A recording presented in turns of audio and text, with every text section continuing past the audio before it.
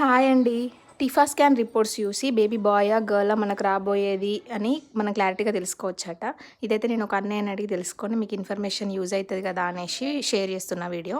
యాక్చువల్‌గా నాకు TIFFA scan ఇది సెకండ్ ప్రెగ్నెన్సీలో 21st జూన్ రోజు జరిగింది. అయితే ఈ రిపోర్ట్‌లో మనం చూడాల్సింది ప్లాజెంటా పొజిషన్.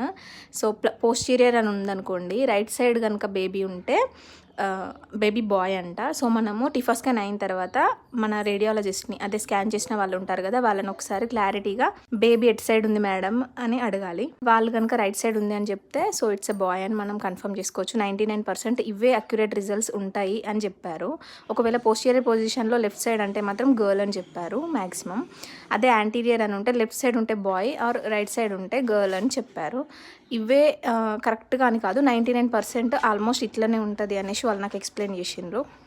మీకు కూడా యూజ్ అవుతుందేమో అని ఈ వీడియో షేర్ చేసుకుంటాను. Thank you for watching. వీలైతే వీడియోని షేర్ చేయండి.